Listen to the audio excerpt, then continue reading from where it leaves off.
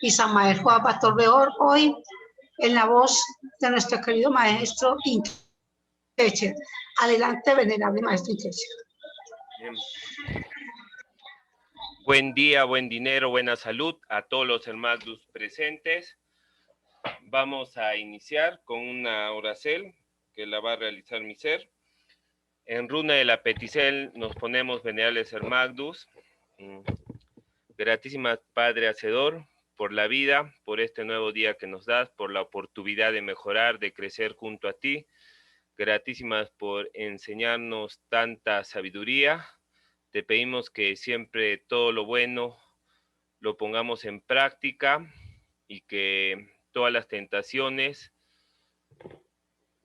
los desechemos de nuestra vida y así solo poder seguir el sendero de la luz, la verdad, que nos quitará estas cadenas y así podemos retornar nueva Inti a la ciudad celestial. Ayúdanos, Padre, a que todo lo que se diga hoy día sea tu enseñanza, tu palabra, tu verdad, y que transmita salud, conocimiento, vida y esperanza a todos los oidores. Todo esto lo pedimos por los méritos de tu Hijo amado, por el gran Kabir Jesús el Crestos. Aún oncea. Aún oncea, gratísimas maestro, y adelante. Ya. Excelente día tengan todos los venerables hermanos. Vamos a tocar un tema muy importante referido a estas fechas, a estos tiempos, que tiene que ver con el Cristo histórico, el Cristo cósmico y el Cristo como una energía que está dentro de nosotros. Ese es el Cristo que está conectado a toda la esencia donde hay vida. Bueno, vamos a empezar hablando, tocando primero el simbolismo del pan en las Sagradas Escrituras. El cuerpo físico de Cristo está representado en el pan. Es uno de los aliciertos más sagrados que lamentablemente Satán se ha encargado de plagiar. Y actualmente el pan que se vende en el mundo no es pan. Dicen que es pan, pero no es pan, porque no tiene vitaminas, proteínas, minerales. Prácticamente ese pan que venden en el mundo es un plagiador del verdadero pan. Así como Jesús el Cristo tuvo tan mal su plagiador que fue Zeus, que es el que casi todo el mundo adora el 24 de diciembre, también el cuerpo de Cristo como alicierto fue plagiado. Y lamentablemente la humanidad, al consumir ese pan plagiado, se están alejando de Cristo y están atrayendo enfermedades en su vida. El pan que se vende en el mundo es un pan de harina blanca. Lamentablemente, cuando la harina se refina, pierde prácticamente todas sus propiedades. Sabemos que el principio para producir el pan es el trigo. El trigo es uno de los aliciertos más poderosos que hay sobre la esfera Gea, traída de unos soles a esta esfera para ayudar a evolucionar a los seres. Sabemos que el trigo es un cereal y los cereales son seres reales. Nosotros tenemos que activar el ser o la porcel de Dios dentro de nos y eso se logra también consumiendo aliciertos que nos ayuden a subir, no a bajar.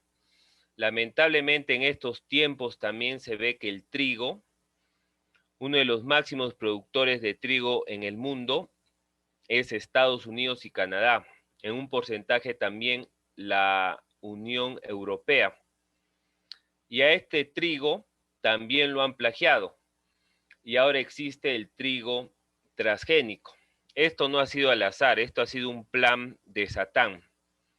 Porque Satán sabe que el trigo natural, orgánico, ayuda a crecer a las almas. Uno de los aliciertos más poderosos que ayuda a formar la energía genética es el trigo. Y sabemos que en la energía genética está Cristo. Entonces, ese trigo transgénico va a ser o va a dañar la energía genética, el semen o el vitriolus de las personas que están consumiendo el pan con trigo transgénico.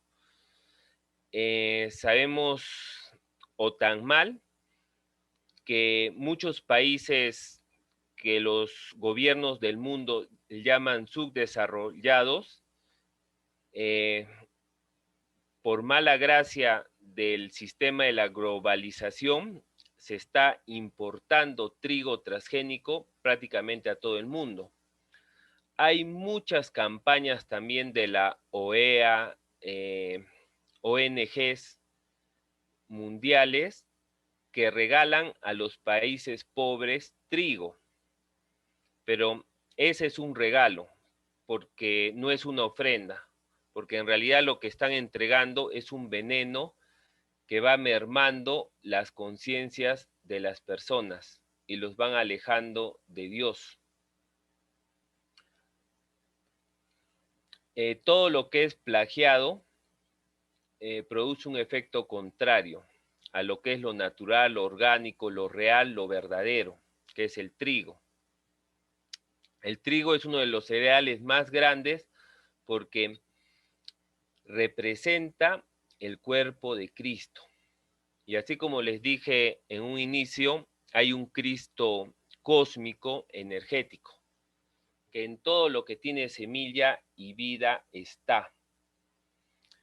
Pero en ciertos cereales o elesiertos de reino vegetal está más latente y activo. Y en los cereales sería en el trigo, donde más podemos consumir, fusionarnos con la energía crística. Pero lamentablemente el trigo lo han plagiado y ahora lo que existe son harinas refinadas. No les bastó producir con trigo transgénico. Sabemos que todo lo transgénico es una modificación que se ha hecho a los genes. O sea, a los genes de reino vegetal se le han puesto ciertas sustancias químicas para proteger supuestamente de las bacterias o de las plagas que esas plantas pueden sufrir. Esos venenos que están ya incrustados dentro del núcleo de la genética del trigo, de los trigos transgénicos, no solamente impide que las plagas puedan alimentarse del trigo, porque es un veneno. Ese veneno también, para las personas que lo consumen, también va a ser un veneno. Por eso todo lo transgénico no es recomendable consumir.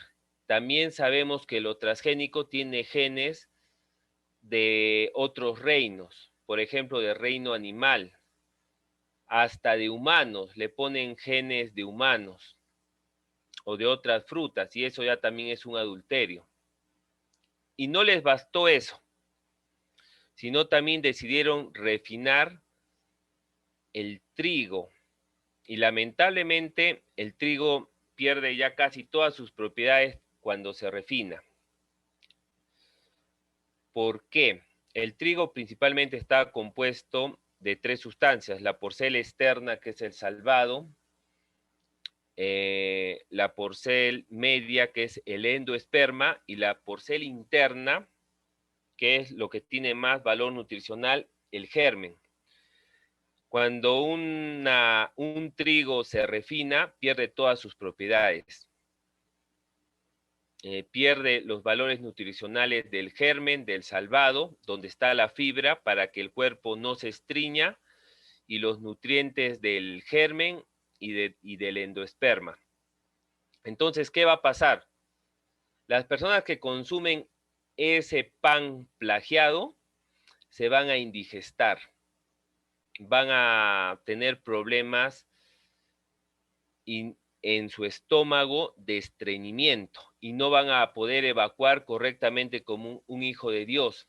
Y esto va a traer consecuencias que se van a autointoxicar por no evacuar a tiempo. En este aspecto es malísimo, pero eso no es todo. Hay unas de las sustancias que no solamente el pan tiene. Bueno, ya hablando del pan, porque del trigo generalmente se hace el pan.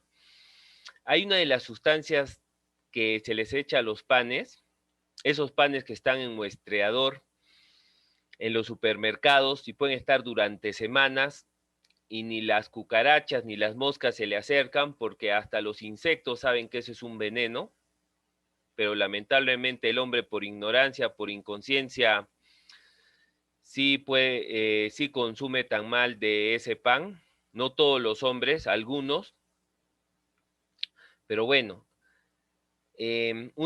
uno de esos venenos es el ácido tartárico. El maestro Haeckel y Unceus Induceus ha indicado que el ácido tartárico está conectado con los infiernos de Tártarus, que son los infiernos fríos, donde los que van a esos infiernos se queman congelados por las altas temperaturas que hay en esos infiernos. Son personas que han hecho mucho daño a otras personas, que han sido muy injustos con los demás y van a parar a esos infiernos. Pero lamentablemente las personas que consumen ácido tartárico, que no solamente están en los panes, también están en las galletas, inclusive en las galletas integrales que dicen que venden, pero eso también tiene venenos. En muchos productos procesados está el ácido tartárico. Y lamentablemente esto, solo por consumir eso, ya una persona está conectado a esos infiernos fríos. Y después esa persona, una vez que consumió eso, tienen que pasar muchos años para poder salir o desconectarse de esos infiernos, porque ya hay líneas invisibles, desconocidas por los seres humanos, que se conectan a esos infiernos. Entonces uno va trayendo todas las desgracias, todos los dolores y sufrimientos de esos infiernos. Esto es un plan, esto es un plan de la bestia para que las personas vivan en depresión, en estrés. O sea, no solamente el pan hace daño a la salud, sino también energéticamente al alma, porque todos esos venenos hacen que la persona se conecte tan mal con ciertos infiernos. Bueno, algo muy común que tiene el pan, que todos ya lo conocemos, es que tiene dióxido, el pan del mundo me refiero, tiene dióxido de cloro. El dióxido de cloro se utiliza para blanquearlo. Ese es un veneno, porque eso también se utiliza como detergente, o sea, es cáustico. Entonces, imagínense que algo cáustico está entrando a nuestro cuerpo y eso está haciendo que las personas tengan problemas de artrosis en las articulaciones o problemas en los huesos. Los huesos ya no son fuertes como antes. Una persona adulta se cae, se tropieza, bueno, una persona común y corriente y se quiebra los huesos. Hay una enfermedad en los huesos que es la osteoporosis, cuando los huesos se descalcifican, pierden fuerza. Entonces, ese es uno de los problemas cuando refinan o blanquean la harina. Una harina integral no es de color blanco, es un poquito amarilla, cafecita, oscurita. Bueno, otro de los venenos que mucha gente desconoce es que le meten huesos. Bueno, eso ya es en empresas, en corporaciones industriales grandes, les meten huesos de humanos, no solamente de animales, y por eso se dice que es una harina fortificada. de calcio. Claro, porque los huesos están hechos de calcio. Por eso se les dice fortificados.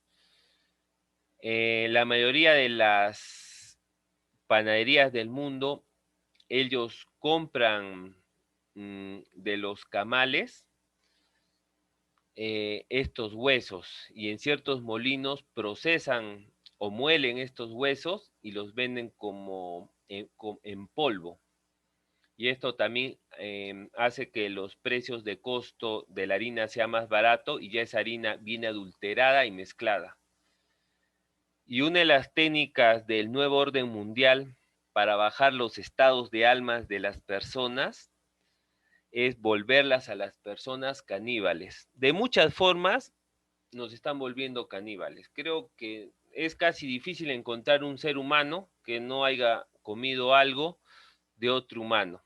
De una u otra forma, el nuevo orden mundial quiere embrutecer y alejar de la espiritualidad a los hombres, porque así es más fácil de controlarlos y someterlos. Entonces ellos se han encargado de muchas formas, no solamente del pan o de la harina del pan, de hacer que los seres humanos consuman células de cadáveres humanos.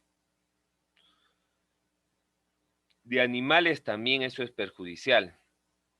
Recordemos que lo que forma la sangre, el alma del ser humano, y el alma es la que mueve el cuerpo, son los huesos.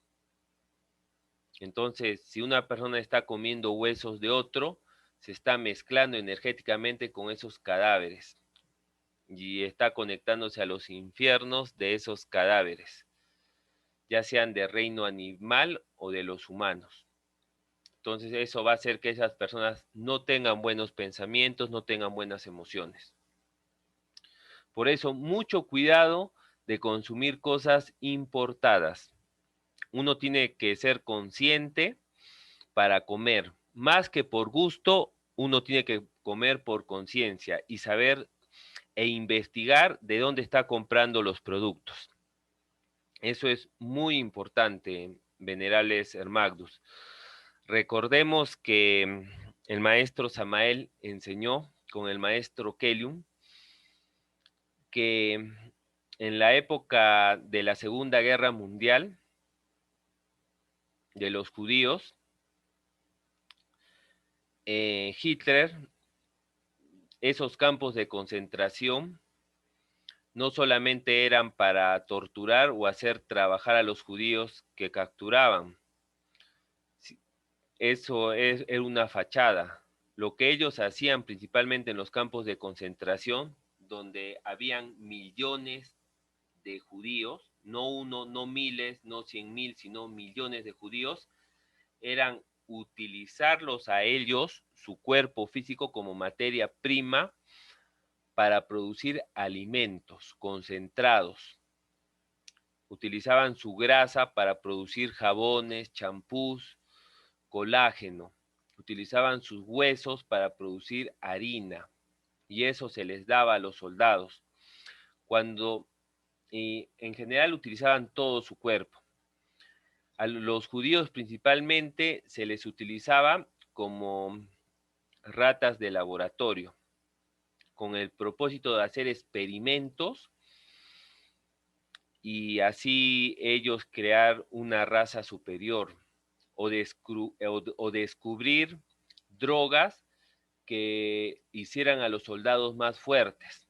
Pero para esto necesitaban seres humanos para experimentar y utilizaron a estos judíos y principalmente también los utilizaron para que fueran, para que de su cuerpo se tomara materia prima para producir alimentos para el ejército o para los soldados. Cuando los estadounidenses entraron a Alemania, ya cuando los alemanes estaban perdiendo, ellos encontraron miles de toneladas de harina. Y todo eso fue a parar a los Estados Unidos. Y Estados Unidos, como es un país que para antes de someter a un país físicamente, primero lo somete mentalmente. Entonces, Estados Unidos creó con Inglaterra muchas ONGs internacionales para supuestamente, entre comillas, ayudar al, a los sitios o a los países donde hay escasez de alimento y empezaron a entregar esta harina a toda Sudamérica. Ténganlo seguro que nosotros, tan mal nuestros abuelos, bisabuelos, todos hemos comido de esta harina, de la judía. Y bueno, si nos vamos al lado positivo, es que ya tenemos genética judía en un porcentaje. Y en los judíos está la salud, como dice las Sagradas Escrituras.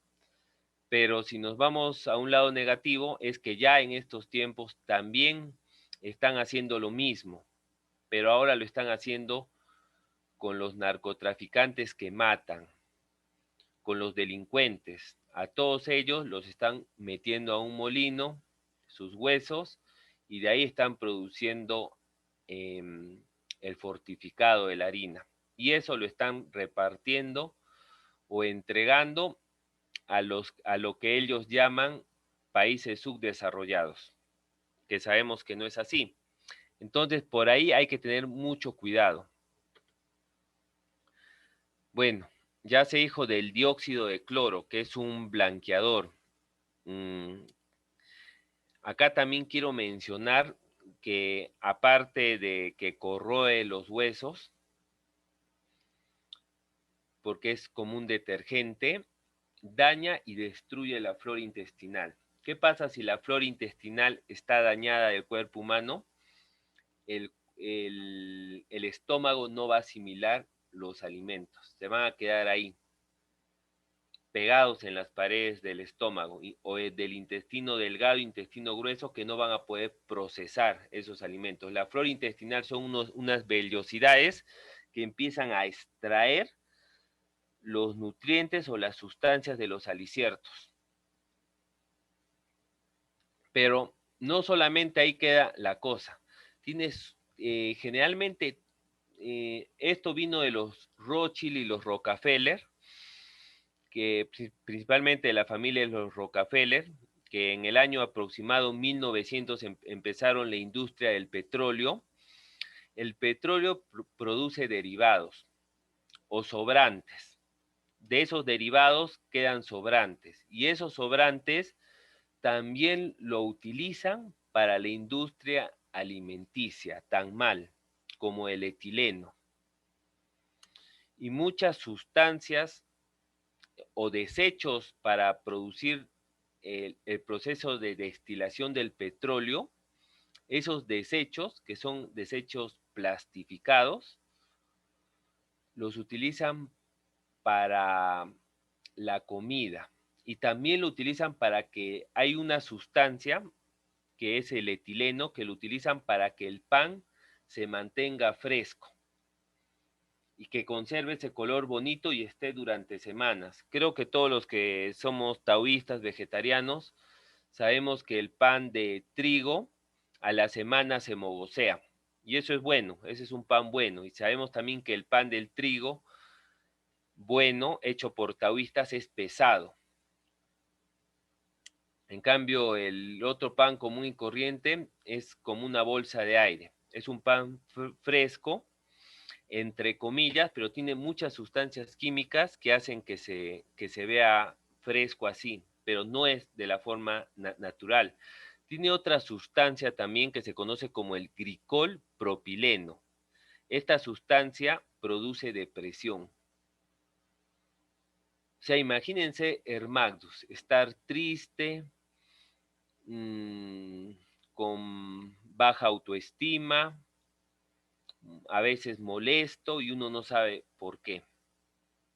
Esos son los panes envasados que vienen en las estanterías de los supermercados. Hay muchas sustancias más.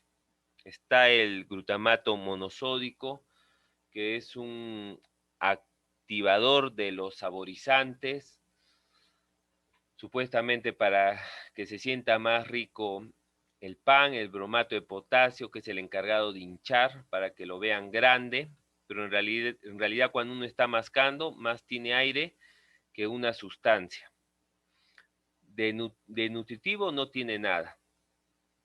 Entonces así plagiaron al cuerpo del cereal de Cristo y el trigo, que es el pan blanco, que es un veneno. Y por eso es importante que aprendamos a hacer nuestro propio pan y que nosotros mismos también lo amasemos. Mucho influye también la persona o el panadero que amasa el pan. Hay que tener mucho cuidado en ese aspecto porque en esa amasada de pan, la persona a través de unos chakras que tiene en la palma de las manos está emitiendo su energía. Si esa persona es un fornicario, es un lujurioso, es un iracundo, le está transmitiendo esa energía al pan. Si es una persona que no le interesa luchar contra sus defectos, al momento de amasar el pan, le está transmitiendo esa energía al pan. Entonces, es difícil que una persona evolucione rápidamente comprando el pan de la calle. Ahora, sus mercedes me dirán, pero ¿qué pasa con esas amasadoras automáticas, todo eso? Bueno, en ese aspecto no hay mucho exige en la parte energética, pero en la porcel, que es harina refinada, que tiene químicos, que el trigo es transgénico, sí, y eso va a afectar no solamente a la porcel física, sino también al alma. En conclusión, es importante para encarnar al Cristo íntimo, encarnar esa energía crística, alicertarnos bien, para que así Cristo pueda vivir dentro de nuestro cuerpo templo. Bueno, me extendí un poquito con esto, más quería hablar de la Pascua y de la época de Cristo. Ahora nos vamos a ir a este tema que es muy importante. Es importante que en estos días nos preparemos. La primavera todavía continúa y se acerca una de las fechas más importantes, que es el nacimiento de Jesús el Cristo, de nuestro Salvador. Y cómo no honrar al Salvador de esta esfera gea y de todas las esferas geas de los planetas que han caído, que cuando aparece un enviado de Dios dejan de ser planeta para convertirse en una esfera, porque ahí pisó un justo. Entonces, vamos a hablar un poco de Cristo. De Cristo no cabería todos los libros de la GEA para hablar de lo que Cristo hizo, de lo que es, de lo que representa. Es importante tener esto presente porque este 18 de abril va a ser una fecha muy, pero muy especial. Cristo tenía que venir en primavera, tenía que venir en los inicios del año nuevo, del verdadero año nuevo, o Heliocrón nuevo, que es el 23 de marzo. En esas fechas, en la constelación de Aries, el nacimiento de Cristo fue el 18 de abril. Cristo, un ser muy grande, recibió 3 grandes riquezas que le dieron los Reyes Magos. El incienso, eso no debe faltar.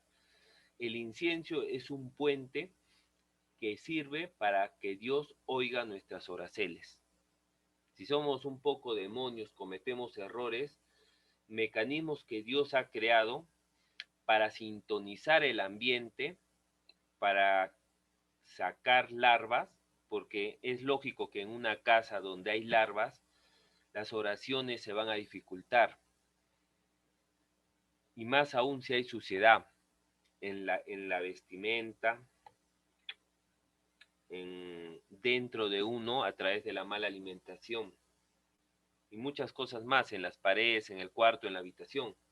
Por eso es que Dios entrega el incienso a Cristo. Y ahí nos está entregando a nosotros la técnica de utilizar ese puente para poder comunicarnos con Dios más fácilmente.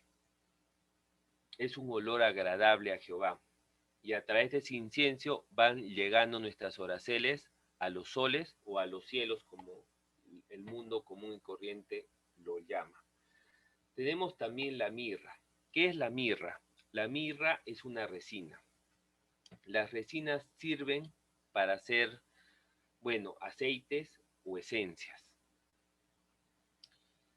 Los aceites los aceites y las esencias son muy importantes también para el traalto esotérico.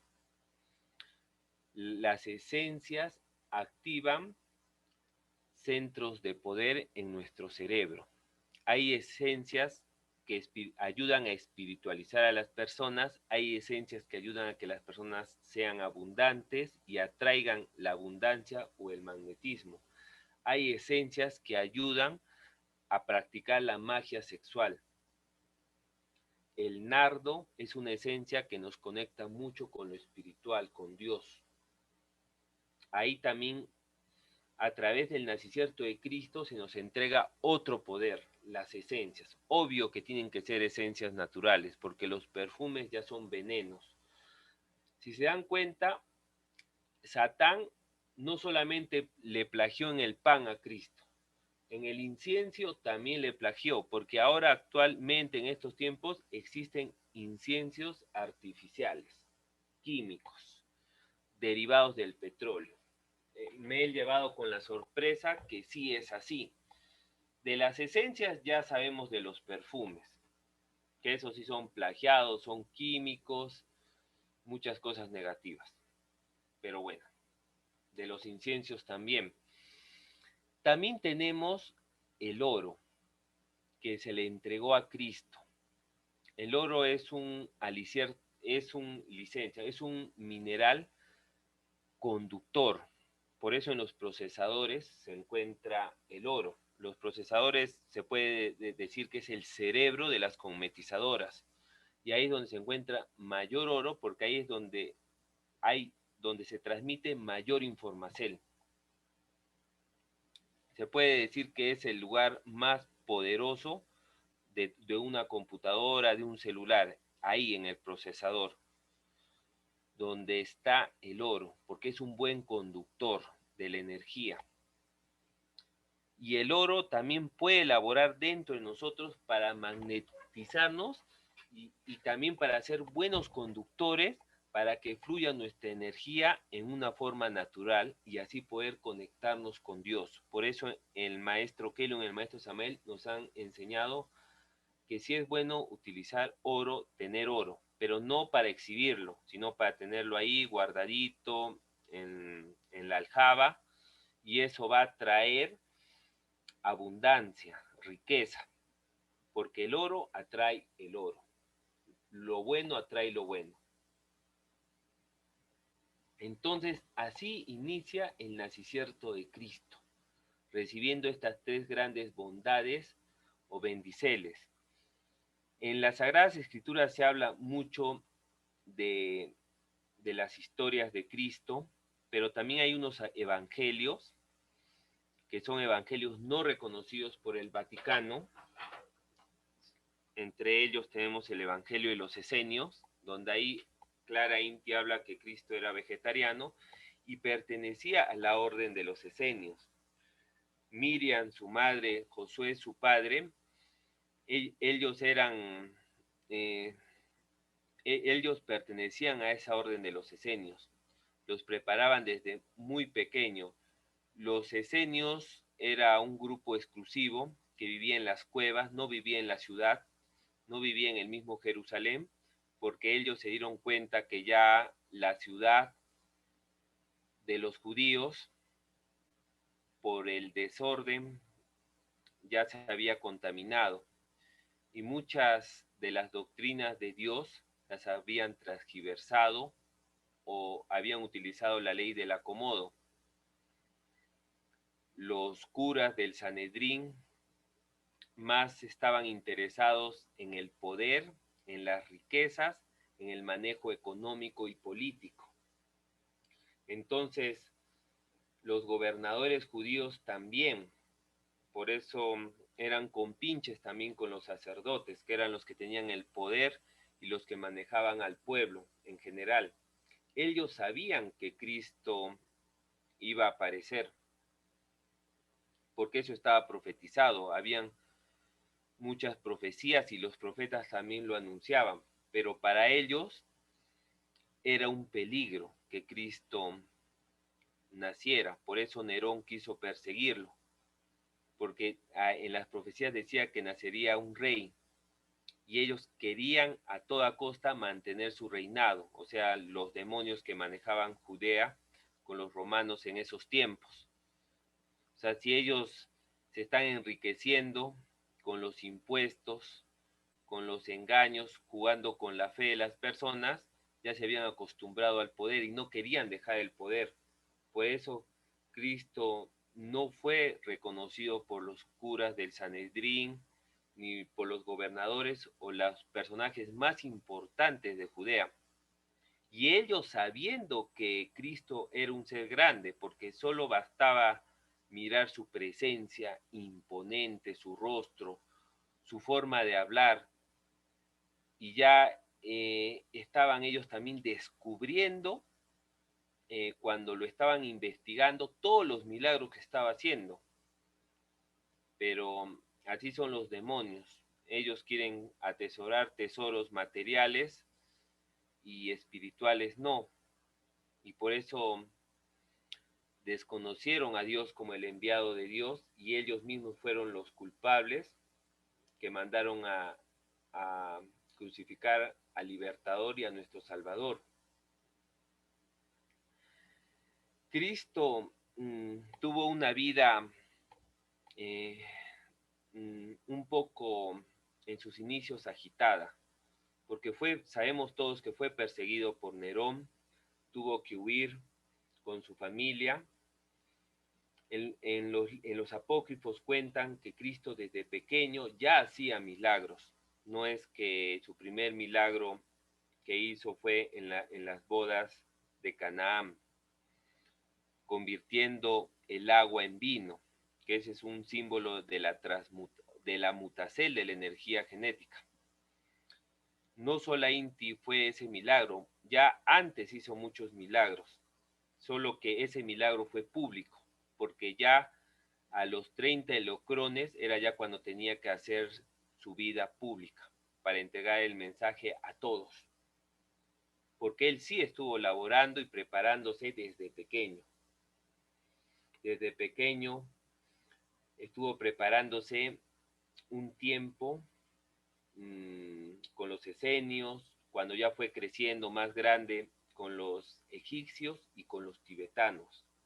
De esos hay registros y seguro que otros grandes templos también más, hasta los 30 helocrones. En uno de los apócrifos cuentan que Jesús el Cristo una vez vio un pajarito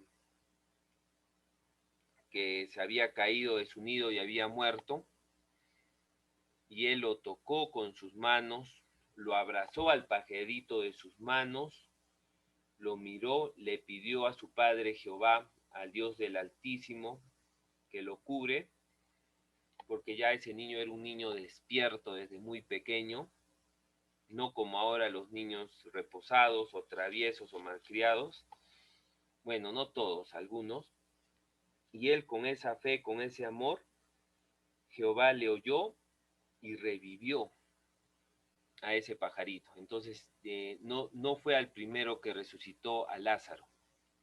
Ya él ya había hecho resurrecciones antes, con los adivienes, con las plantas.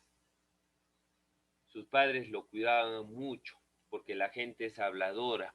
Entonces la gente hubieran dicho que era un hechicero, un brujo, entonces tenían que cuidarlo al niño porque sí hay gente de mala voluntad. Entonces, así se estuvo desenvolviendo la historia de Jesús el Cristo. El maestro Samael Juan Bator Weor también contó una experiencia bonita de que Cristo, cuando se estaba dirigiendo de pequeño a Egipto para escapar de los malos gobernadores de Judea, fue encontrado por el que se le conoce como el ladrón malo, Gestas. Josué, Miriam y Cristo, Jesús como pequeño, un niño pequeño, huyeron a una cueva. Y ahí Gestas, el demonio los acorraló. Y la misión de ese demonio era un mercenario. Un mercenario es una persona que no tiene bandera. No, sí tiene bandera. Su bandera es el dinero. O sea, lo que a él le digan, él lo hace por el dinero. Ese es su Dios, el dinero, lo material. Esa sería su única bandera. Entonces a él le dieron la orden de atrapar y capturar a Cristo y de asesinarlo. Pero gratísimas a Dios, Jehová de los ejércitos mandó que en ese sitio justo también apareciera otro personaje muy conocido también en las Sagradas Escrituras, con su ejército, porque Gestas estaba con su ejército de demonios. Y para evitar el asesinato de nuestro Salvador, apareció un gran ser, al que se le conoce como el ladrón bueno, Dimas. Dimas no era una persona mala, era un humano, tenía errores, pero también tenía grandes virtudes. Por eso se le conoce como el ladrón bueno. Se puede decir que era como un Robin Hood. Le robaba a los romanos, a los judíos ricos, o le quitaba las riquezas que esos demonios les robaban al pueblo. Y así como un buen Robin Hood, él recuperaba ese botín para entregárselos a los pobres. Esa era la función de Dimas. Dimas, dar más. Y era un guerrero que se oponía al régimen romano, un régimen dictatorial, asesino, genocida, ladrón. Y también se oponía a la administración de esos tiempos de los judíos, que ya habían corrompido toda la enseñanza de Dios. Dimas pertenecía a la casta de los celotes. Se puede decir que eran los rebeldes, los guerreros. Se puede decir como los guerrilleros, los que no estaban de acuerdo con ese gobierno injusto y que vivían ahí en las montañas, alejados de las ciudades, tratando de defender a los débiles y enfrentándose a los romanos. Él viene a formar porcel del ejército de los celotes. De ahí también viene Pedro. Pedro fue un celote, un maestro en el arte de la espada. El que maneja la espada, maneja la palabra, el verbo. Por eso esos seres eran poderosos. Entonces Dimas fue a esa cueva. Cuando vio que Gestas con el ejército se dirigía a esa cueva, Dimas fue con sus caballos y con su ejército a esas cuevas y le reclamó a Gestas qué estaba haciendo. Y ahí se enteró que Gestas pretendía asesinar a la familia real de esos tiempos, a la casta real, al Salvador. Imagínense Hermagdus si Gestas hubiera conseguido cumplir su objetivo maligno. Ahorita la tierra ya no existiría. así les digo contundente Inti, la esfera Gea no existiría. Porque la base de la Salvacel la da la energía Crestus. Que ya más adelante vamos a hablar por qué estoy diciendo eso. Entonces ahí Dimas lo enfrentó a Gestas, y para que no fuera un baño de sangre entre los ejércitos, Dimas le propuso a Gestas, bueno, para que no mueran muchos, peleemos solo tú y yo. Si yo soy vencedor, tú te irás y dejarás a esta familia en paz. Y si tú me vences, yo harás lo que tú quieras y ya pues, y me vencerás y me tendrás muerto y ya no tendrás esa piedra de tropiezo, porque siempre la piedra de tropiezo o la piedra del zapato que siempre lo molestaba a Gestas era Dimas, era su contraparte, no le dejaba cumplir todos sus objetivos negativos o nefastos. Sabemos que Gestas es el demonio de las muecas, y las muecas tiene que ver con uno de los regentes de la masturbación. Por eso todas las personas que hacen muecas, que les gusta hacer mofas con su rostro, son masturbadores. Porque sabemos que en el rostro, en la boca está y en la garganta está el sexo superior. Y es un reflejo de lo que ellos hacen. Si hacen muecas, ese es un reflejo de lo que hacen en su sexo inferior. Eso es algo negativo, totalmente negativo. Entonces no es recomendable, según la doctrina taoísta, según lo entregado por los maestros, hacer gestos. Aparte que la cara, que el rostro se malforma y se vuelve feo, eso nos crea, o crea, mejor dicho, genética de masturbador. Y sabemos que eso es algo tremendamente negativo. Por eso es un demonio terrible, un demonio tan terrible que quiso asesinar a Jesús el Cristo y a la familia real. Pero Dimas lo retó. Gestas aceptó el reto y se entró en un combate. Cuenta los apócrifos, cuenta el maestro Samael, que esa pelea no fue de 1 minuto, no fue de 2 minutos, no fue de 3 minutos. Duró mucho tiempo. Mucho tiempo. Gestas era un demonio, pero también sabía pelear, también sabía combatir. Para mal, pero sabía. Y Dimas tenía la energía de Dios, ahí, latente y activo. Y al final, gratísimas a Dios, Dimas pudo vencerlo. Gestas había dado su palabra de retirarse delante de su ejército, y Dimas tuvo la oportunidad de matarlo, pero todavía no era su tiempo, no eran los designios de la ley, y lo dejó vivir. Y Gestas, como un ratón, se fue corriendo y se retiró. La familia real agradeció a Dimas. El niño le dijo una profecía a Dimas. Un niño muy pequeño le habló a Dimas y le profetizó su muerte.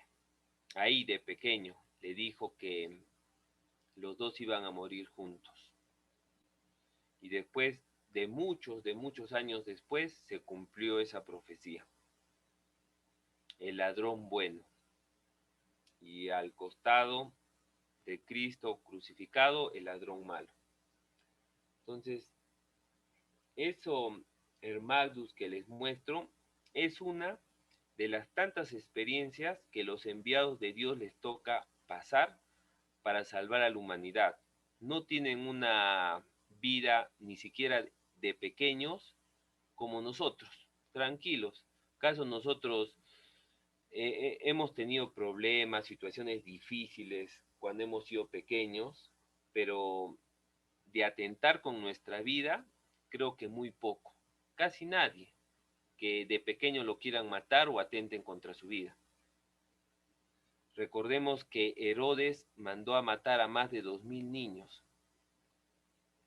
2000 niños inocentes murieron por la persecución que le hizo Satán para matar al Salvador y no lograra su propósito de salvarnos. Por eso es, venerables hermanos, que nosotros tenemos que apoyar, no todo dejárselo a Dios. O sea, estamos esperando, Dios nos sigue ayudando, pero nosotros también tenemos que poner de nuestra parte. Es mucho.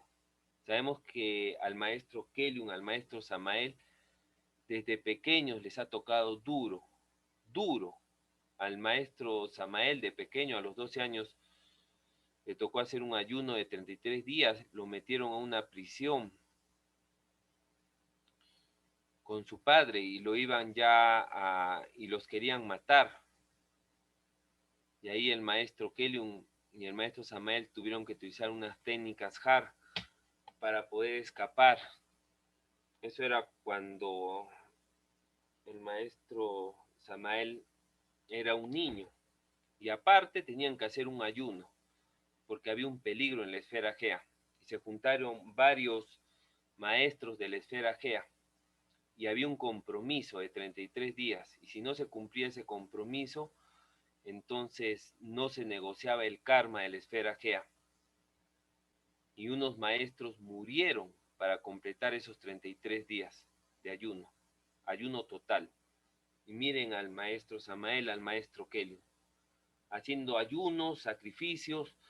Al maestro Keliun lo han envenenado, según lo conocido, 49 veces. Entre esos envenenamientos utilizaron arsénico. El arsénico mata a un caballo, pero sabemos que el maestro Keliun no es un ser común, pero tiene carne humana y también hay dolor, hay sufrimiento como humano.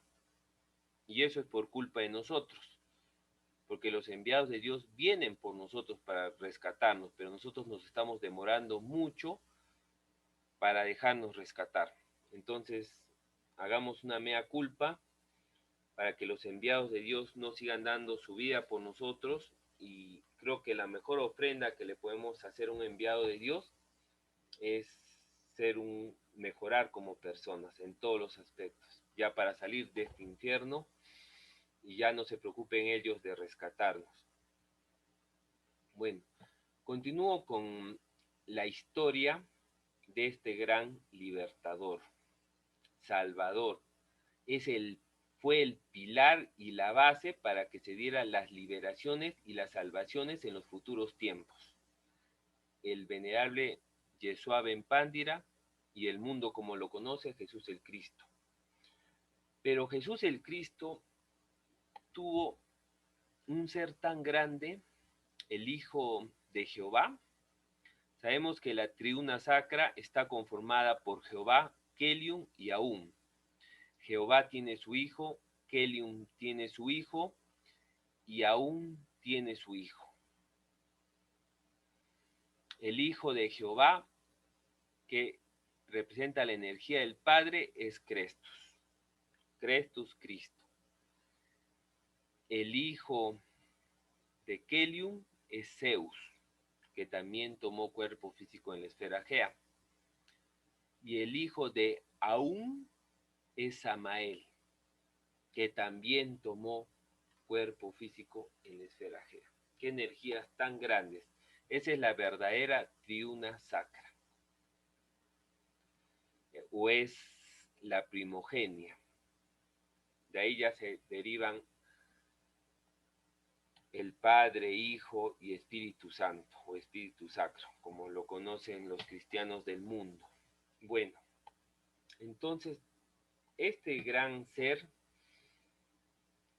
sabía que tenía que cumplir una misión difícil, Por eso Satán le quería poner la piedra de tropiezo en toda su existencia a Jesús. Y como Cristo sabía que era una misión difícil, tenía que prepararse. Por tener cuerpo físico tenía que prepararse. Y tuvo que prepararse en lo que se conoce en los apócrifos y lo que nos han enseñado nuestros maestros. Una de sus grandes preparaciones la tuvo en Egipto. Sabemos que en Egipto, en esas épocas, era el país de la sabiduría. Ahí estaban los hierofantes. ¿Qué significa los hierofantes? Son los maestros del sexo. Y sabemos que el sexo y la espiritualidad es lo mismo. Con el sexo se crea la vida. La vida viene de la semilla. La semilla es Cristo.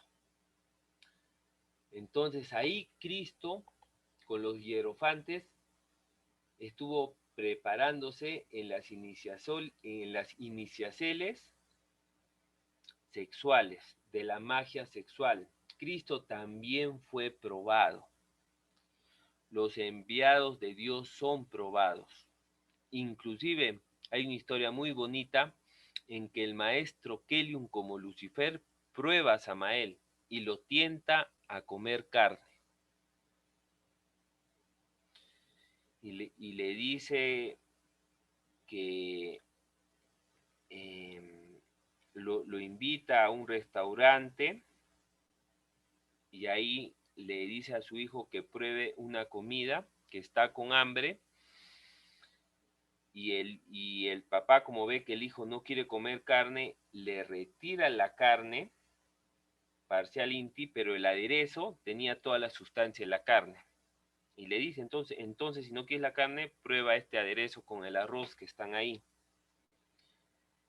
Fue una prueba muy difícil, porque imagínense que todo lo que le enseñó el maestro Kelium al maestro Samael desde pequeño, y después de un día para otro le cambie 360 grados todo lo que le enseñó, y él mismo le está diciendo que pruebe, pero Samael se puso fuerte, contundente, y no aceptó.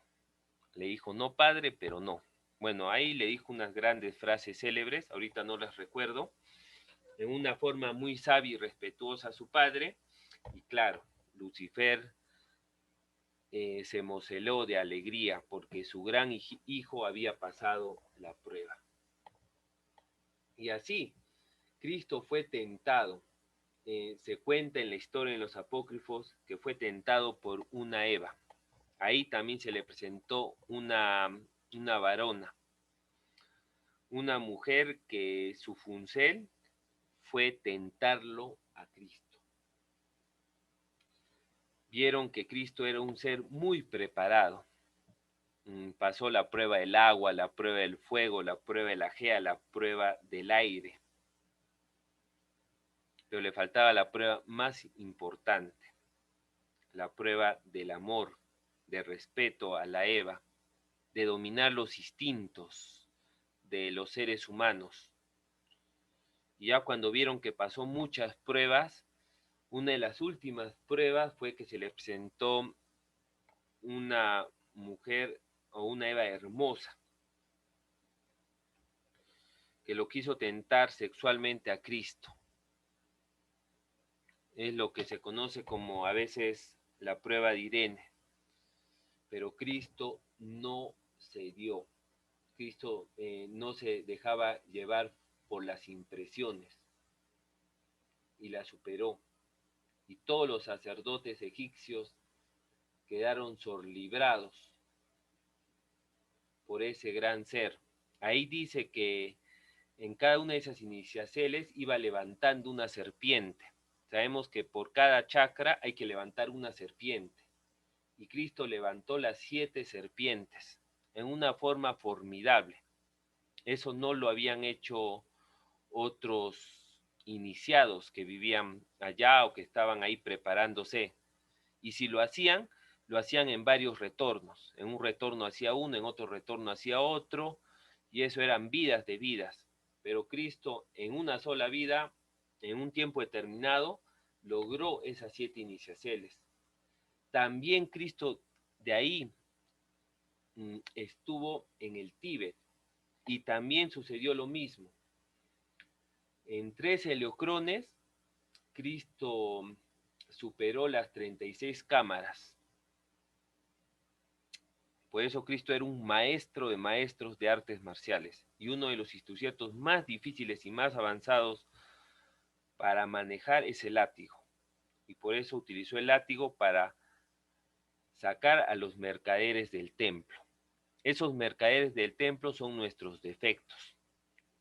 El templo es nuestro cuerpo físico y el látigo representa la voluntad.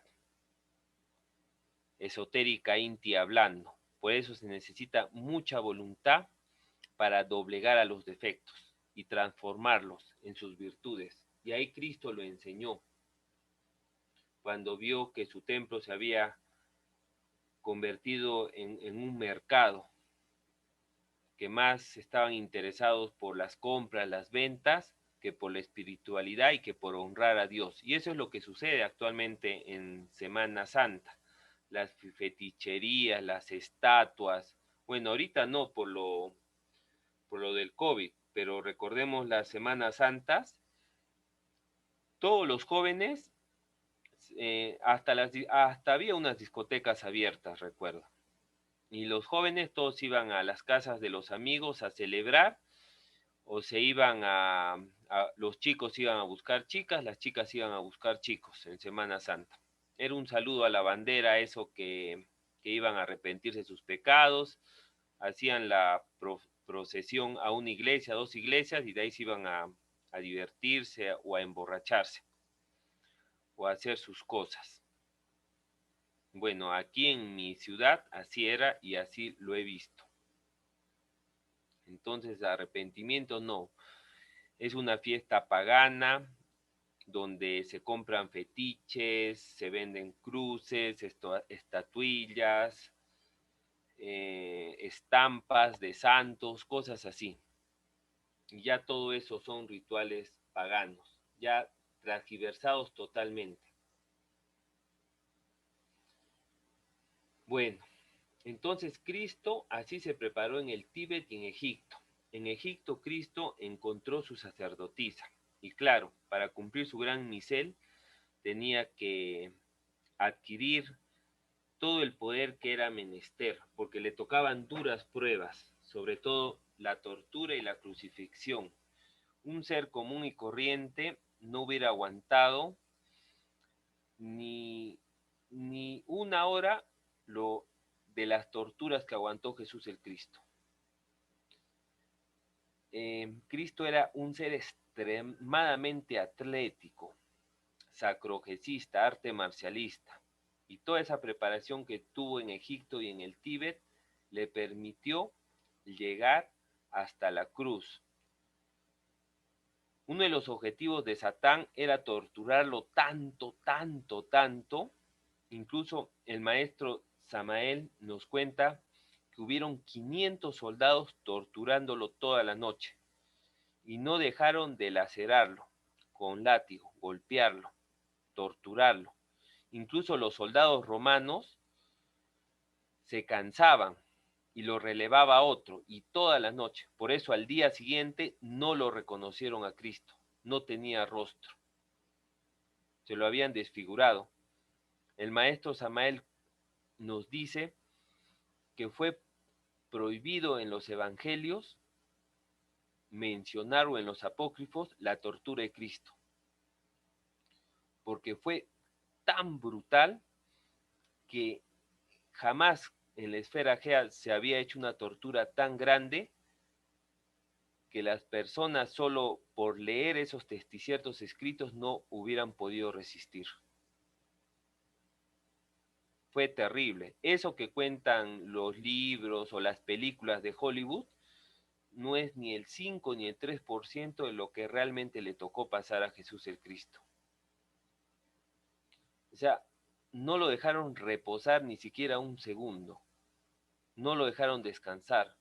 Desde que lo atraparon y lo llevaron al Sanedrín, la orden, de esos demonios, Caifás, Anás, Coré, Datán también estaban ahí, como los curas del Sanedrín.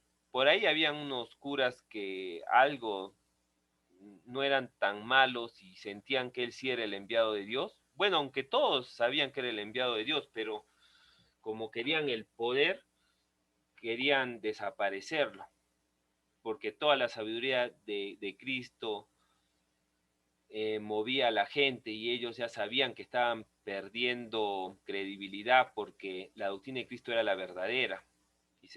Y el pueblo se empezó a dar cuenta que las tradiciones y las costumbres de los judíos ya estaban degeneradas a alto extremo. Entonces el objetivo de esos demonios era desaparecerlo. Incitados por Satán y con los romanos, ordenaron torturarlo hasta lo último para que Cristo no llegase a la cruz. Y si Cristo no llegaba a la cruz y su sangre no caía derramada en el monte de la calavera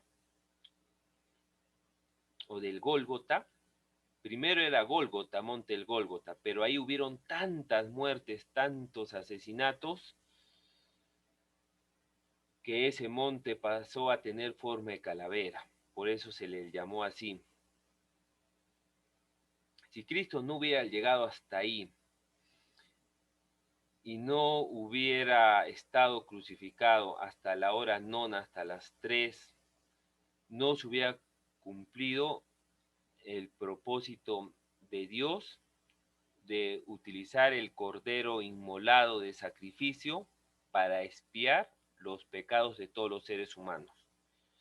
Y si no se hubiera dado ese proceso, la esfera Gea en esa época estaba en un juicio de los jueces del cosmos muy fuerte. Y la esfera Gea ya no resistía tanta negatividad del hombre. Y la sangre de un justo tuvo que caer en la esfera Gea para que la esfera Gea pudiera alicertarse y sostener. Porque la esfera Gea se alicierta de fojares, que es la energía que mutamos, le entregamos al sol y el sol la devuelve en fojares a la esfera Gea, pero si no hay mutantes, lamentablemente la esfera Gea se alicierta de sangre. Por eso es que a veces hay guerras. Pero ya la esfera Gea estaba en un momento tan crucial y tan grave que ya iba a salir de sus ejes, que con la sangre de un justo fue tan grande que eso hizo que no se diera el fin de esta raza y que la raza continuara.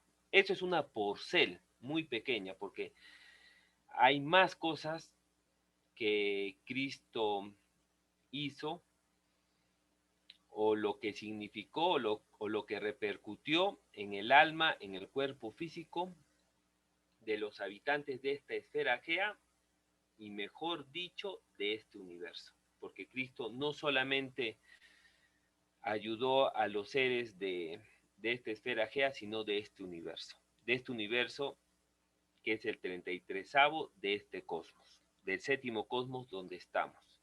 O sea, Cristo hizo una labor cósmica, pero utilizó de puente para ayudar a muchos otros más la esfera Gea, porque la esfera Gea está en el condartiguador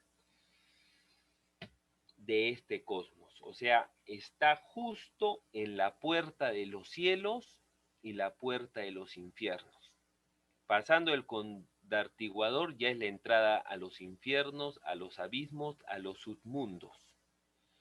Entonces Cristo necesitaba esta esfera que esté ubicada en una posición especial para que le sirva de puente para ayudar a todo este universo. Y más aún que esta esfera Gea es especial porque esta esfera Gea es tan especial y por eso los enviados de Dios vienen a esta esfera, que el que sembró, plantó o fue el jardinero de esta esfera Gea fue el mismo Jehová.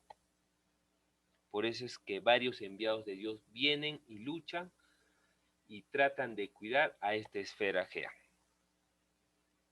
Y esta esfera Gea tiene un principio que otras esferas no tienen, donde hay vida así como nosotros. Hay millones de esferas que hay vida como nosotros.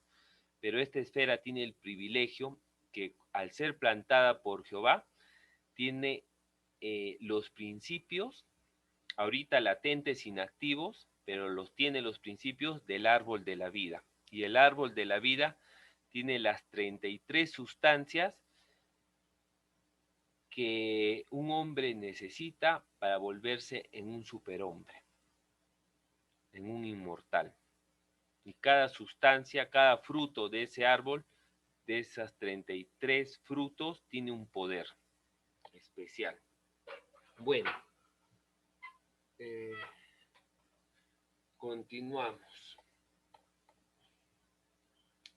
Bueno, después de esas iniciaciones, procesos, aprendizajes, donde despertó grandes poderes, facultades Jesús el Cristo en Egipto, en el Tíbet, tenía que pasar una última prueba para empezar su vida de profeta, ya al público, al mundo, que era su iniciación en el desierto.